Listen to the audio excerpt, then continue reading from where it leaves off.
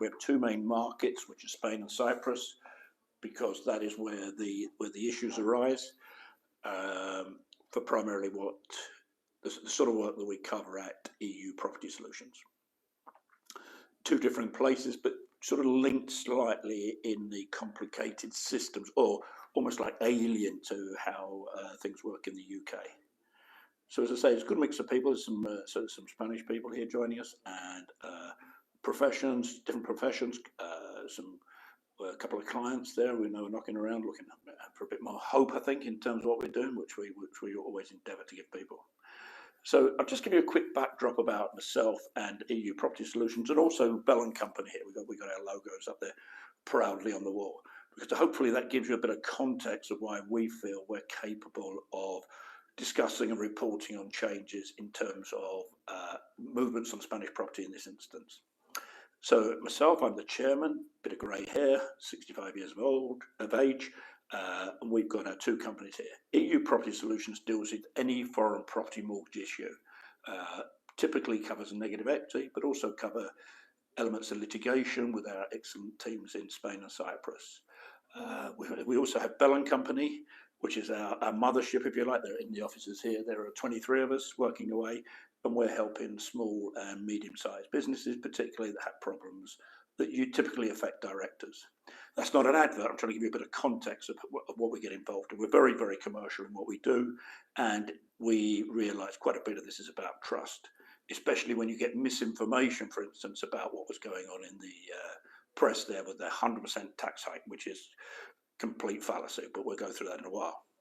So basically, we deal in any grief in terms of commercial businesses, people's individual circumstances, etc. And we're strong legally, so we know where we stand. We know what fights to pick, what fights not to pick, and we're so confident in terms of what we do in EU Property Solutions. We work on a no-win, no-fee basis if the client qualifies for that. So we've got a good spread.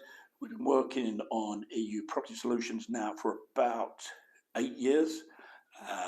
Bell & Company about 15 years here in Belfast, and it's something we just grow into, but we always follow the detail through, so we find out exactly what's going on. We're not tainted by other people's views or opinions. We just take our own opinions. Apologies, I've hit the camera. So that's us. One other point I'm going to make during this webinar is the fact that we also deal in floor clauses, which we'll come to in a while. And also that going forward here, there's going to be a bit of variety in some of our webinars. We're going to reach out and have a one-on-one chat with our brilliant Spanish solicitor and also our fantastic Greek barrister who helps us, particularly in Cyprus there. So hopefully bring a bit of variety, a few other guests, etc., etc. But throughout, there's a similar message, but this message has taken a definite kick because of this unwarranted headline, particularly picked up as ever by the British media. So the facts behind this headline: the 100% tax hike if you buy a property. Okay, excuse the language, BS, bullshit. That is all it is. It is, okay. So we have the Spaniards have a President Sanchez, who is quite a divisive character. I'm not making a political statement, quite a divisive character, strongly socialist, swaying to the left, giving extensive workers' rights, which are important. But I was with a restaurateur. I was fortunate enough to be in Spain last week, and it's absolutely taking businesses out of the knees in terms of some of the things that are implementing, such as 2 consecutive days holiday, and but it's hidden staff as well. His average staff member was losing about €300 a month because of these changes. So he has his certain agenda. Now, what he let loose was, in terms of his appeal to get more housing and to also ride the slight current of tourists bordering on the Antichrist. No one likes tourists anymore, so because there are places that are getting crazy busy.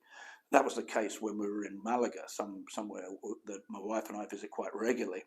But we've noticed a big uptake on the tourist side of the visitors.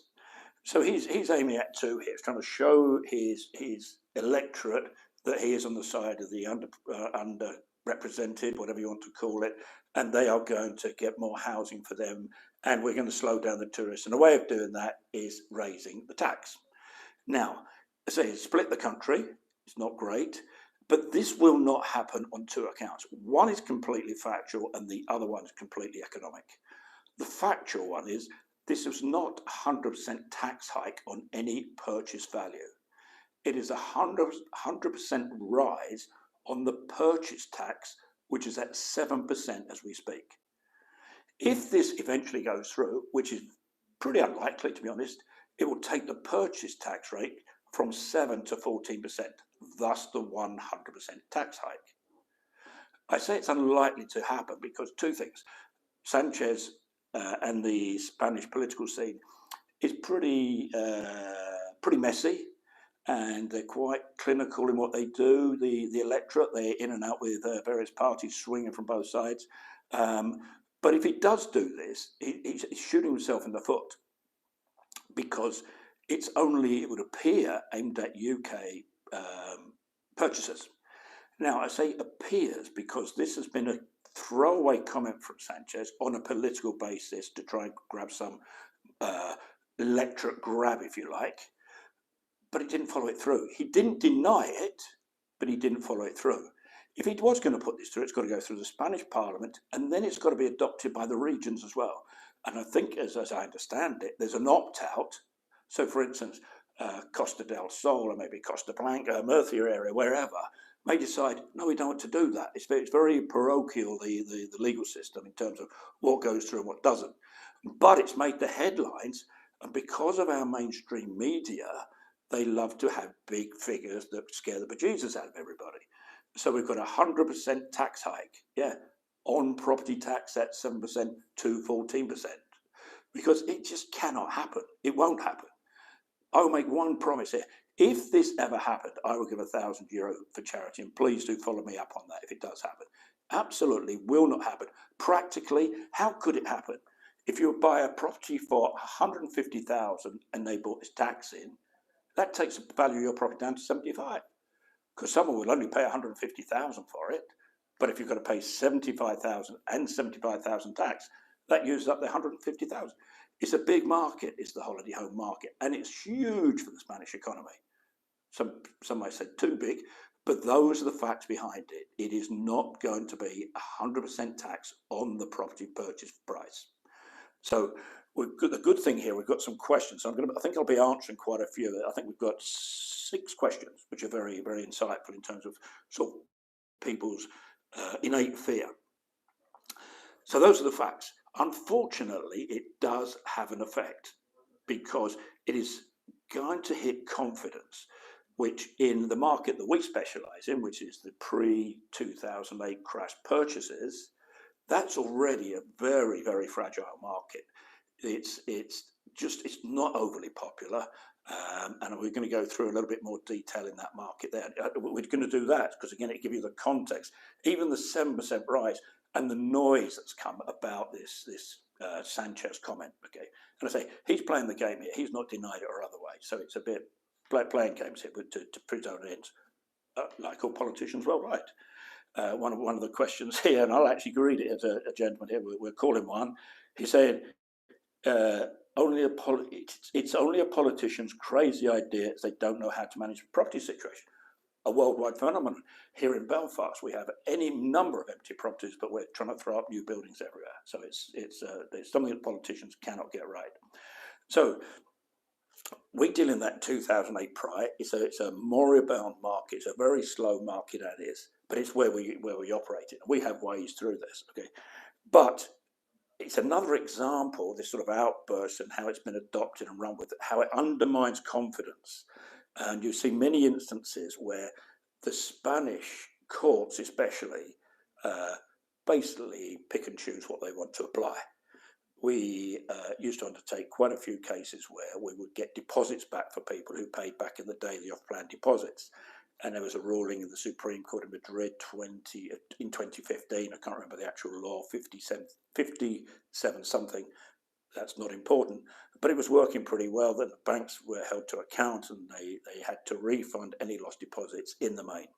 So that was all going swimmingly.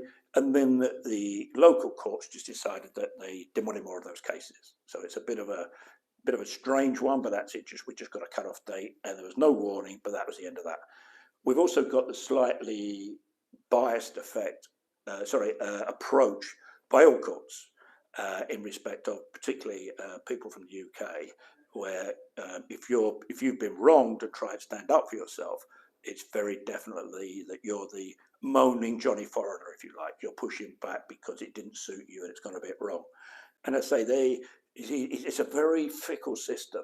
And that's why I continually bang on, and we'll come on about it in terms of let's not procrastinate here, because if you've got to make decisions, make decisions that make sure you're in control. This waiting for outside factors, 7% going on the purchase tax, etc., etc. I'm going to touch briefly on a bit of tax a bit later, so we get a bit more context there. But again, it's another thing, outside influences that can hit already a fragile market, and also people that are sort of stuck with these things. Okay, I'll mention a couple of bits, like I say, about the overall market, in our humble opinion, that's going on in Spain. Now, we did have somebody reach out to us, an estate agent, who said us talking about this was despicable. I don't think it was despicable, because you, my friend, if you're watching this, did not argue and explain yourself or really understand what was going on. So it's good. This is where it causes emotion, and again, it hits the confidence. So I'm going to give you a little bit of profile on some of our clients and who we work for. And again, it's that, and I'm doing that again because of that thing I said, right, don't let things happen to you. Control your own destiny. If you want to keep it, keep it. If you want to sell it, sell it. If you can't sell it, we can help you. If you're in negative equity, do something. If you're miles in arrears, we can help you. Do something, because it doesn't go away. Okay, so a lot of people that are exposed and have negative equity, and there are, we estimate, in the region of 62,000 properties still in excess of 50,000 worth of negative equity. So that's 62,000 properties owners who are still massively in negative equity in some instances, some big numbers. Now, a lot of these people, they wait and hope, surely pray if that's what they do, to see some sort of comeback or miracle that the price will rise. It won't, and I'll give you some examples in a while when we discuss the market. The situation as well is exacerbated by the demographic. And I can speak quite openly about that because I'm in that demographic. I'm 65. I didn't buy a property back there, but I understand where we are in life cycle, if you like. And then we get the huge complications of, because unfortunately, again, in the demographic, some people lose their loved ones, and it can be absolutely earth-shattering, but then that can be exacerbated by whatever's gone on in terms of what they own in Spain. We also have a number of divorces which are very difficult to deal with, but deal that we do. So again, it's trying to keep a hold of this. Lots of people hang on to the misnomer that they were missold. By today's standards, 100% you've been missold. But back in the day, we call it the Wild West. Anything went, and the courts will never find in your favour in that respect. People have tried class actions in Cyprus, but again, the Johnny Foreigner bias, if you like, comes into play, and you're not going to win. They also have the backdrop, most of our clients, where this may have been 20 years ago now. So say it's 2005, 2006. You bought a property 20 years ago, right? It's still the bugbear. It's still the stone in the shoe. It's still the mad aunt in the loft. But everything else in the UK, pensions, savings, property values, everything else that you've done as you'd normally do in your life have gone very well, but you've still got this one gripe that's there. And the guilt kicks in that you made a mistake, one mistake in most instances. And again, it's that sort of mindset that we're discussing. You also got the issue of these properties don't age well. And I think that's the polite phrase for that they were built quite poorly back in the day when there was that huge gold rush, if you like. And it's it's quite sad when you go around some of these developments. I'm going to mention one of my go-to developments, which is Corvera Golf, part of the Polaris World shambles that happened back in 2010. And you go around that Corvera Golf, clues in the name. The actual golf course at this moment is an absolute nature reserve. The clubhouse is overgrown and it's in terrible state. But people are still hanging on, hoping, and things like this. And this happens worldwide. we deal with cases in Cyprus, like I say, not as extensively as the Spanish market, but we literally dealt with properties across the world: New Zealand, America, Poland, Bulgaria, Hungary, France, quite a bit in France, and it's a worldwide problem, but it still anchors back. If we were involved in property back then, it was every chance you're grossly overpriced. Everybody was in cahoots: the local government, the brokers, the solicitors, the banks, the developers. Everything was against you. You're paying top dollar. And it's not to labour on your pain, but I'm trying to give you the context of where all this is.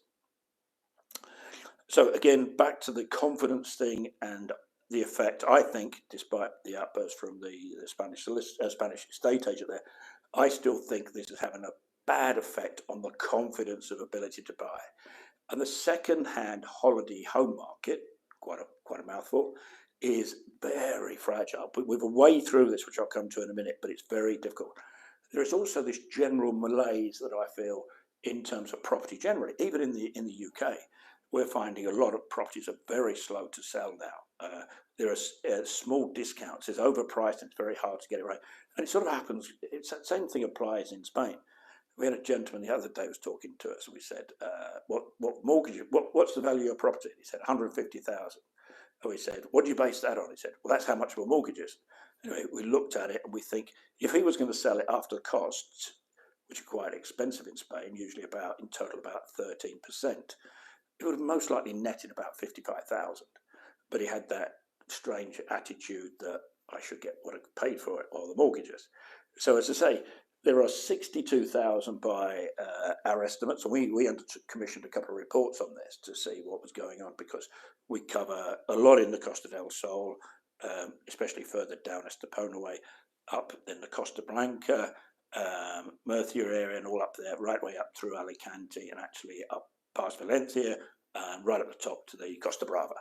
Anywhere and everywhere, but typically coastal properties, typically UK owners with the holiday home dream.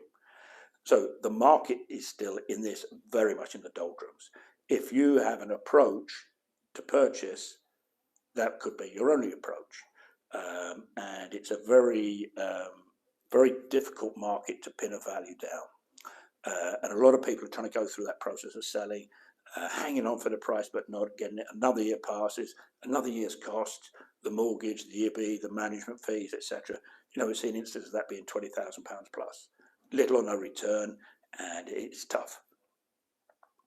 We particularly do a lot of work. I referred to Corvera Golf earlier, and there's a property there which was valued at €75,000, and our client paid 225,000 and still had an interest-only mortgage of 200,000, which was running out time-wise because it's approaching this 20 years.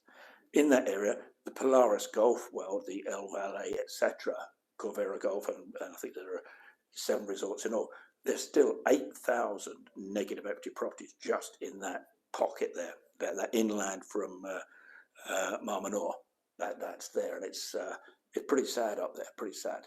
And the values just aren't moving anywhere near. Another example, we go back down to the Costa del Sol. I can't remember the developer. Definitely a dodgy developer it was back in the day, but somebody there has recently sold a property, or it's valued at 90,000, and they paid 210 for it. And what we're finding down in that area particularly, and in Corvera Golf, back to my favourite, are Spanish people are now buying those properties because they're reasonably priced at 75,000 in Corvera and 90,000 in the Manilva area. And the Manilva area serves Gibraltar quite well, so it's a good stop-off spot. The new people that are coming into the market typically are demanding more. 20-year-old properties. I live in a 20-year-old property in Harrogate, in England, and they age. They get to a certain time and they start to age, and it's not quite there. People are far more demanding of their holiday home.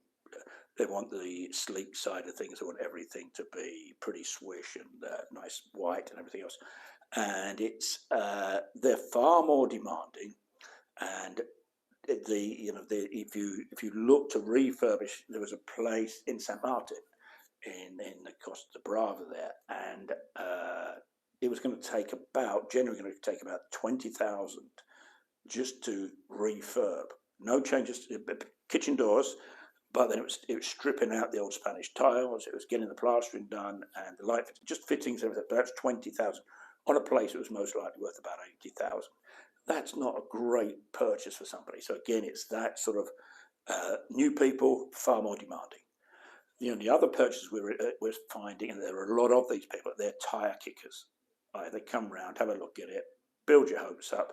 They may make an offer, but they'll make an offer on 3 or 4 and try and drive each one down. Eventually, wherever they get there, incredible time wastings, and many sales that these guys enter into, and there are a lot of these people fall out of bed and don't happen. And so the market, as I said, is fragile, and it does not need any bad news, even if it is BS, even if it's BS. So we've got to thank Sanchez. Maybe he's achieving what he wants to achieve with his political stance, and obviously it's actually a pet hate of mine of the mainstream media anyway. They're brutal in how they approach things, and the market is so slow as well.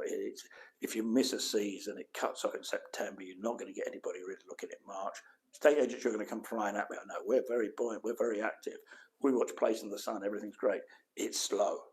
We have 2 routes of dealing with negative equity, which achieve amazing savings. One is where we negotiate a settlement and an exit from a property and deal with the title and get that back to the bank. Or there's another route where we have to sell first and then negotiate and settle from there. And that second one of selling, any number of cases that we have fall at the final fence in terms of completing these tire kickers. That's why I can say, unfortunately, from our experience, that's a lot of things that are going on. So if you have a problem property, whatever form it takes, okay, if it's been sold to a hedge fund, a vulture fund, whatever, things like this, okay, your mortgage is up or your negative equity, whatever you're doing, and you can't sell it, it's not going to change in the medium term at best. When I say medium term, that's 3 to 5 years. Absolutely no change. 100% I would stand by that comment. So, as I always do, and going back to the 100% tax side thing, don't let things happen to you. Deal with it. That's it. No matter what the problem is, deal with it. Attack it. We have a lot of people, and we know it's a leap of faith. Okay, we have any number of people. We have a number of testimonials where people say it sounded too good to be true. And it does sound that, but we achieve what we achieve. We stand by our record. We have a 100% hit rate because we only take on cases we can win. So we have 2 ways of dealing with negative equity. One is through seller negotiation, which is always the tough one. But when I say negotiation, what we're trying to do is say, right, take the proceeds, but that's us. And the other one is we go through a slightly complex legal process and quite heavy negotiation by our legal team in Spain, with us sort of supporting and covering our client's position in the UK. So a recent case against Sabadell, it was an old Halifax mortgage, which they sold to Sabadell for £1 because an awful, it was an absolute disgrace the way Halifax and Lloyd's carried on in Spain back in the day. Anyway, our couple ended up with about £107,000 shortfall in terms of, sorry, that was the perceived negative equity. And we managed to do our thing with our legal team where we said, right, okay, well, we're going to get that property back to you, but that will be us because that's us. And we had to pay a bit to it, but in total, it was 16,000 sterling to sort out the €100,000 problem. And we, on our website and on our YouTube channels, any number of testimonials, genuine testimonials from people, not the handwritten rubbish, Mr. A of Croydon. These are genuine people who have gone through with us, suffered, quite a few of them suffered a bit of pain along the way, and torture and guilt and everything else, and a couple of sad cases where people have lost loved ones and things like that. So it's there, it works. It's tried and tested with our brilliant Spanish team, which keep going on. And if you have any legal issues, a couple of people here sort of talking about bits of advice. And if you want to reach out to me, we're going to actually drop you an email after this, giving you a bit more of an insight in terms of what we do. And just points of contact. And if you want any advice from me, if you want to ping me an email afterwards, we'll lift the phone and just discuss it. Not selling you anything in that instance. So we're extending out. But with that, we don't take on any case that we can't win, and that's why we will work in some instances on a no-win, no fee. We understand your trust has massively been abused, and also it's amazing what we can achieve given the backdrop of the Spanish legal system, because banks cannot move quickly, vulture funds cannot move quickly, and a really big development in the market over the past few years. It's been ongoing, but they've really stepped up in terms of vulture funds. Vulture funds are the guys that buy non-performing loans. That's not just non-payment, that's value sinking below the mortgage level, etc. And these guys aren't in it for the long run. They just want in, get their asset, take some money, and get out. They're just looking for return on the investment. They'll have paid very little for their loans, but we never know how much it is. Nobody's ever dealt with that. We've dealt with a lot of these in Bell & Company over the years, so we know how they operate, and we know how to conduct ourselves in those. So we actually had an instance where a client had 14 years of arrears. I'm laughing, it's not funny, but a 14 years arrears, it was a crazy case, and the hedge fund eventually caught up with them, found out where they'd moved twice, and we still managed to get a settlement where I think it cost them, we'll call it, I can't remember the amounts, but I think it was about 164,000, and we settled on, including fees, around about £20,000, because our legal team know the angles. Our job is to protect, provide the information, introduce to our legal team, negotiate and instruct our legal team. Our legal team go into battle, they keep us posted, we get the settlement, we relay it, obviously, the client throughout, and that's how we do it. But 14 years was not good. But that's what goes on. It's slightly crazy out there. Something I pointed at the beginning in terms of the system and everything else, and it works two ways. The legal system is absolute. Most legal systems in the world are full, but the Spanish one particularly is, and you've got to be very careful in who you use, and cheapest is never best. So just so you know, some horror stories on that where people we quote, and we quote well, but people will then go and use that to get a cheaper quote, usually ridiculously low, and go with the money. We've just seen a horrific case in Cyprus. So you need people who know their way through. You need to be able to get referrals, trust, etc., from other people that can confirm what they can and can't do. So one of my bugbears, which I slightly touched on earlier, was procrastination. Procrastination on anything, because we are achievers, we're solution-led in terms of what we do, and we have, I think it was already this month, we've had 2 people come back, but too late, in that there was a chance to deal with the property, and they didn't. It was ultimately repossessed, and the hedge fund managed to get something that will come up in a minute, managed to get the case into the UK legal system. All over, absolutely all over. The UK, especially England, legal process is brutal. You get a lot of people think that post-Brexit people can't come after me, etc., etc. Absolute garbage. We've talked about this many times, and it's very important. One of the things you must do is keep the issue in Spain. Same as Cyprus, but especially in Spain. Keep it there. Do not let it get to the UK shores, and that's what we do with our legal team as well. And it's a heady mix of the tactics we use, but that's how it works. And procrastination, we talked about the loss of loved ones, and there are any number of instances we come across where somebody's passed away. There isn't enough provision in terms of where they were with how things are going to work out when somebody passed away. I had a very sad case. A lady died, and when the family came to sort out her affairs, they didn't even know she had a place in Spain. And the bank had got the case to the UK, and they actually put a charge on her UK property. We managed to sort it out and unravel it, and we ended up paying, I think it was about 20,000 for 106,000 charge on her home. So if somebody does pass, sorry to labour on death, but if they do pass, you need obviously a UK probate, but you also need a Spanish probate, which is very important as well. A couple of people leave it, and then leave it, unfortunately, too late. We had a case very recently where somebody left it, the good lady, the husband passed away, and then this lady was leaving it, and her, I think it was her stepson was trying to get things sorted. And he said, no, I'll leave it, see how it goes, I'll get it. Unfortunately, his mother had an accident and passed away, and it was an absolute nightmare to unravel for them. And it was very costly. The legals to go in and out of court on that basis were very difficult. So our ages are against us. We're also looking at the issue of the life of mortgage. People are running right up to the last. If you've got a 20-year mortgage, and we had quite a few issues a few years ago when the 15-year mortgages stopped, or the interest only went to repayment, things like that. Again, just not doing anything about it, procrastinating. And as ever, we must be proactive. But this is a perfect example. This 100% tax hike is another thing of what could happen when nobody knows. Nobody knows what could happen. And it's just taking that control of destiny, not being at the behest of the legal system, not being at the behest of the politicians who speak with forked tongues, as we know, not to be at the behest of loan sales. Again, they're short-term guys. And they are good at chasing cross borders. Okay, so like I said, if it's in Spain, keep it in Spain. That's the key here.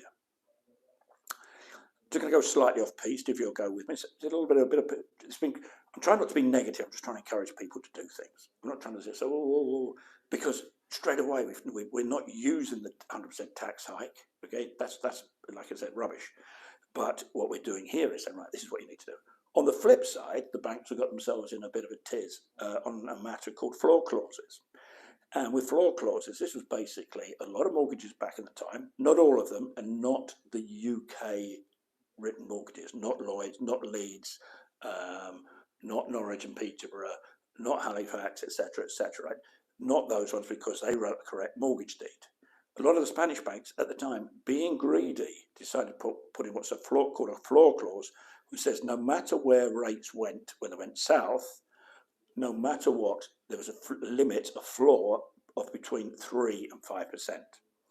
Now, as we know, after the 2008 crash, there was this absolutely nosedive for interest rates, and if you had savings, it was brutal at the time. In the UK, we were bumping along the bottom. In the EU, actually popped into the negative at one point, and what it did is created this overcharge, if you like, between this say 0 to 3 up to 5, and so the banks were overcharging. And again, it was a case that went through the Supreme Court. I think it went through the European Court of Justice as well, and it's been rubber stamped. They must pay that money back. And again, it's something we're picking up and we're bringing it to clients with just I think this year we've got 10 new clients on that. Again, no win, no fee. That's not a monetary amount, that's on the percentage we get you back, and there is no risk. So if you had a mortgage from 2005, and you could have got rid of the property now, but if you may have been overcharged. So if you have a copy of your mortgage deed or you're interested in this, afterwards going to send you an email. Just send us a link. But basically, if you had a Spanish mortgage, especially from the bankiers of the world, the real Sabadell's, not the Halifax Sabadell's, the Kaiser, Caja Rural, etc., you may well be eligible to a refund. And a case that we just concluded with our Spanish solicitor saw a gentleman recover net about €48,000 against a mortgage of 250,000. Because you get the floor clause, whatever it was it deems, and all this is beautifully calculated for us, plus the interest on the interest, if you like, that you were overcharged. And they get over time. So if you've got something in 2006, say you've got 19 years here. So it's quite a lucrative thing, and it's something that they did, and to a degree they still do, and it's just a chance of getting something back there. But we'll send you that link on it. By the way, there are referral programs as well, so if none of this applies to you, but you want to get this across to us, then we'll pay you introductory fees. So all you need there is the mortgage deed on the mortgage you had or have. You can still claim, as long as you're not in arrears, you can still claim on a live mortgage. So it's just could be quite a nice windfall, no risk. Takes 9 to 15 months typically to get the money. All the costs and outlays are ours and our solicitors, and then we take a percentage depending on the information you have. It's more expensive if you don't have the mortgage deed because we've got to go and try and find it from a notary. And if you've ever dealt with a Spanish notary, not the quickest and most effective, efficient people you'll ever come across, and nothing in it for them. They're inherently lazy. Okay, and that's just the way notaries are, just like an easy life. So that's us. I'm going to have a quick recap. There's some questions, brilliantly, which I'm going to run through. So going back, the claim for the 100% purchase tax hike, I'll calm my language now, rubbish, absolute rubbish. The only thing is, from it, the sentiment is not good. It puts another doubt in prospective purchasers. Is it, what else are they going to think of and do? It's not good. Any confidence in property is absolutely paramount, and it's very fragile. The difficult market condition in terms of the properties that we deal with, the second-hand holiday home market, and it's not easy. My big claim here, procrastination is not good. Take action. And if you want to have a look at the floor clauses, try it. So I have 6 questions here that have been sent in. Thank you very much for those. I'm just going to use the first names, if that's okay. We dealt with ones on the 100% where it said about politicians' crazy idea. 100% one. And there's another one here who asks, are there some corporate schemes to avoid this tax hike? As it's not happening, it's not an issue. The tax hike on the purchase, though, if it does go from 7 to 14, is pretty severe. So that's going to say, for instance, if you're buying something for €200,000, that's a £28,000 bill, okay, which is pretty brutal in the UK when you go up in the higher echelons in terms of property values, in terms of stamp duty. So there's still a bit, but it's not going to happen. So in that sense, maybe it goes to 14%. We've just gone through the experience. We're just actually setting up a Spanish company ourselves because there's other things that we work in there, not least litigation. And it's a complex enough situation. And if you need any advice like that, I have the ear of a very good accountant out there who can tell you what is right for you, because people's circumstances in terms of the setup, taxes, Spanish people, EU people, UK people, because we're all different after Brexit apparently, is very different. So it's very important you get the right advice to your circumstances and what you think your position is now and where it could go. That's the golden one. If you can say, right, this is roughly where we're going to go. So it's not going to have an effect. You purchase a tax as an individual. There are 4 or 5 potential taxes, including IBI taxes through to, if you do get it into a company, corporate taxes. So it just needs the right advice and above my pay grade. So Brian asked, what process is needed by the government to get this adopted? The process, as I've researched, is that if this did come to fruition, they've got to put it through the Parliament, and even then, because the sort of multi-level government set up and the regions can choose to adopt a tax or not. A little bit more to it than that, but you'd be commercial suicide for, say, Andalusia or Murcia or Costa Blanca or anywhere to adopt it, because it's their major market. They get huge taxes from the local areas, etc. So it'll be absolutely crazy. So it won't be adopted. Sandra asked, do we think this will get approved? How realistic is it? It's not. It may affect, they may get it to 14%, but that's the height of it. Another person here, Sean, asks, will it have an effect on a UK resident owning a property already? No, it's not a retrospective wealth tax as such. It's on future purchases. It's a duty on any future purchase. And will this affect a UK citizen getting an LV, one of the visas, an LV, one of the visas you can get? Again, it's not. It's a tax on the main financial consideration, I think, on an LV is that you earn, I think it's about €28,800 a year, and you've got to have enough savings, etc. So basically, you're not a call on Spanish society in terms of health, etc. You can pay your way. Plus, obviously, under an NLV, you can be there, but you can't work. So you've got to be able to prove the ability. But in terms of this crazy notion and the loose lips of the politician, that isn't going to happen. So that's that. And then Graham asked, this could have an effect. Graham asked, we already own a property in Spain. Would that prevent us selling and buying another? I don't think it, because it's not the 100% tax hike, because if it was, you'd have problems selling your property. As is, though, if you typically sell a property in Spain, you've got costs, including non-resident tax, the estate agents, yada, yada, yada, or typically they're about 13%.